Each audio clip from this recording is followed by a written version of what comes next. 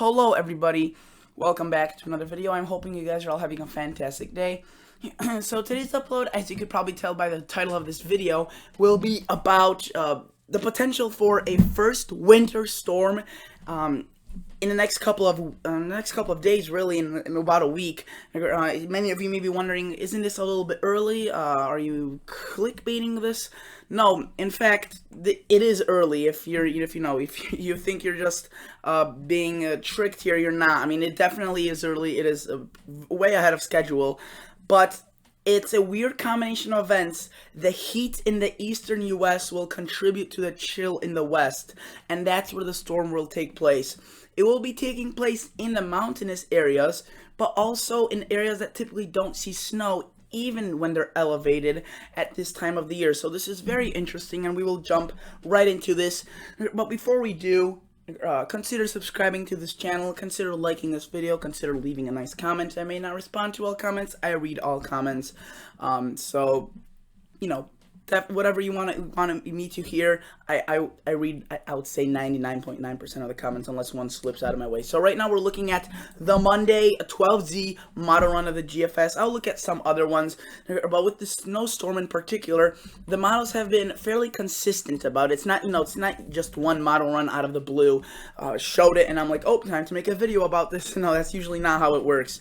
Usually has to have consistency between the model itself in the model runs, or different models like the European, the GFS ensembles, and all sorts of like that. So let's just jump right into this.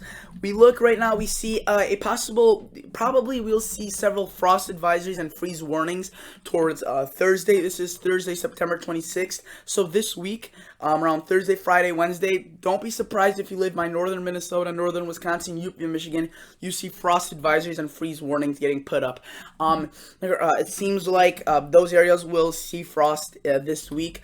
It wasn't supposed to be this chilly, or this chill was supposed to stay a little bit further to the north, but now it's showing a little bit of this chill coming down to the south more than anticipated. And if you look at, I'll show you the 2-meter temperature anomalies in just a minute. But notice how there's some rain events going on to the south, a nice organized cold front actually right there, and that brings in some chill again across the northern U.S. But while the northern, especially the western U.S. is dealing with the chill, the eastern U.S. and southern central U.S. is dealing with, I don't know what that was, it was dealing with very warm conditions. And I will show you, let's just pull up the 8 to 14 day outlook right now. Let's just show you this. I want to show you why this is happening and why the above average here actually is contributing to this below average here, or this potential of the snowstorm. So the below average happens, there's a trough from Canada, it digs down and it pushes all the warm air that is kind of combined or laid all across the United States, pushes it into one area and it becomes concentrated, a high pressure forms. And what this does, here we have a low pressure often associated with this, and low pressures spin counterclockwise in the northern hemisphere of the world. So we see the arrows doing this type of fashion, while we have a high pressure here, and all high pressures spin clockwise in the northern hemisphere. So we see it doing like this. And why this matters? Well, see this zone right in here? That's called a baroclinic zone. That's basically where two air masses, strong air masses, the cold and hot usually air masses, combine or collide, I should say. And this is where storms take track. So a storm can't just barge through this chilly air because of these winds that are spinning, and the storm kind of gets spin towards this direction. Now the high pressure is spinning winds towards the low, so this has no other place to go but in between them, kind of snakes in between them, and the exact layout of these air masses determines this storm track in this case.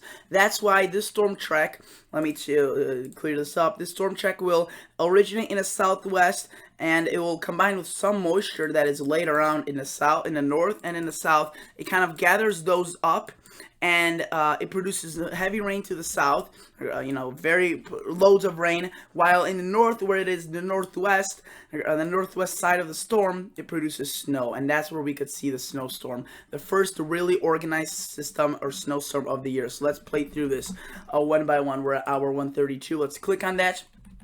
And you could see that if I play this through, lots of Montana's getting snow. Now, yes, it would not be uncommon for Montana to see snow in late September, but not the whole state. Maybe the mountainous areas of western Montana, this corridor right here, will definitely not be rare to see a snowstorm there, but the rest of the state of Montana typically sees snow a little bit later than late September, actually quite a bit later. So basically a very early snowstorm could occur, and you can see this moves into North Dakota, actually brings some snow into extreme northwestern North Dakota, while again, loads and loads of precip are occurring across the Midwest.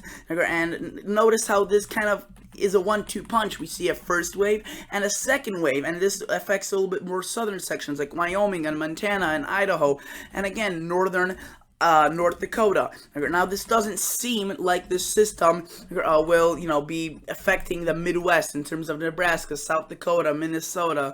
Those areas still will see rain, but it is still unusual for these areas to see snow in September. And remember, I called it in one of my videos. It was titled When to Expect Your First Snowfall. I knew that some of these storms would occur, that this pattern would be occurring, and that some of the snow would fall ahead of schedule. Say if you see snow in North Dakota in October, usually your first snowfall, you will be seeing some snow in very extremely early October to late September with this system.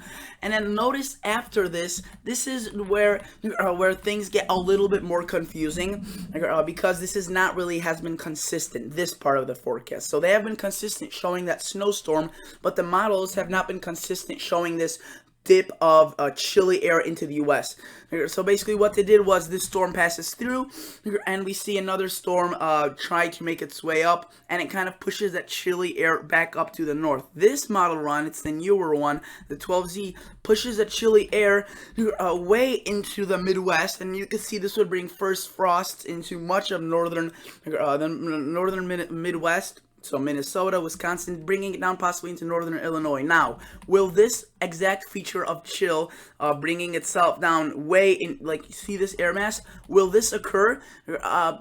Definitely a cooling will occur after the snowstorm occurs, but to what extent, we don't know. This model run is actually being fairly vigorous and shows, you can see the frosts across a huge portion of the area, getting into the northeast and 30s way down into Arkansas. Will that occur? I'm not saying it will at this point. Am I positive, almost confident that the snowstorm will occur? Not either, but I'm definitely more confident in the snowstorm than this cold air mass behind it. See, those are kind of two different things. Yes, they're connected, but one can occur without the other one occurring. So let's go to, say, a previous model run, like this Monday 6 o'clock one. Let's just look at the total snowfall to see if it showed that snow system. And you can see that it did. It still shows heavy snow across Montana, Idaho, Wyoming, just a little bit more conserved to the mountains. Still, we're very well ahead of schedule, and should not be occurring at this time of the year on average. Let's go to even a previous model run, the midnight one of yesterday. You can see very similar, has the snow a little bit further extended towards the east. So the models have been wobbling like models do, the GFS, but you can see that they've been pretty consistent in showing the system. This one has it further south, less of Montana, more of Nebraska. This is now noon Sunday model run. You can see this one has a little bit more to the north. Now, you can see that the latest model run has huge amounts of snow for Montana. Ridiculous amounts, up to 2 to 3 feet of snow. Will these exact amounts occur with such magnitude? I don't know. It's tough to say, but I do think that some sort of storm system, a snowstorm in this case, is starting to organize, and the things are starting to come together. If we look at the European model, many people sometimes complain I don't show the European model on these videos. Well, here you go. You could see that I'm showing it to you now. This is Weather Models by weather.us. Very good website. Consider using it as much as Tropical Tidbits. Tropical Tidbits is great as well, except the only con of this website is you have to pay a little bit, but it's definitely well worth it. And look at this. So they're basically showing the same thing, just moderate weather, some that cold front that I showed you earlier with that GFS still showing. But then look, it also shows that snowstorm across Montana. It's showing similar features as to what the GFS was showing. Maybe a little bit more reserved towards the mountains, but still a relatively large snowstorm early on in the season. And the European actually has a possible another snowstorm occurring a little bit later on in the week. This kind of like a second system right here across more of Wyoming and South Dakota. So, I don't think that this will be affecting cities like, Minneapolis, Des Moines. You calm down. This is not going to be a widespread snowstorm, a rare event. This definitely has happened before, but the last time I remember this happening to such extent, to such early extent, was the 2013-2014 winter season, and that was one of the worst winter seasons in terms of it was very severe and very extreme. Well, is this kind of like a foreshadowing? I don't think so, but it definitely probably does show some similarities between those two seasons, and I've been kind of advertising that in some of my videos. So the European model also shows some heavy snow.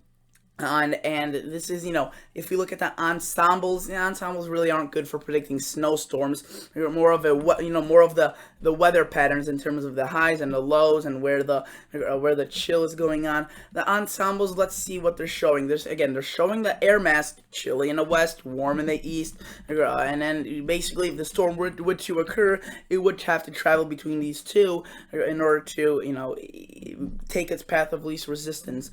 I'm trying to find where I could demonstrate. Well, okay, so see, here is the GEFS ensembles, and they are showing around that October 1st time frame. They are showing a system. Now, are they showing snow? I don't know, because this is the GEFS, and they don't have the kind of, wait, they might do actually. What am I? They don't have total snowfall, so no, but they have temperature anomalies. So let's memorize this. The storm is right here, and at this exact time frame, much chill is going across the northwest. So that could mean some snow, and to what extent I don't know, because it doesn't show the MSLP and precip, but it also does show some of that chill breaking into the U.S. after that system. But not to the extent that the latest GFS model run is showing. So at this point, if you want an overall summary of what I think a snowstorm will be occurring, definitely at this point.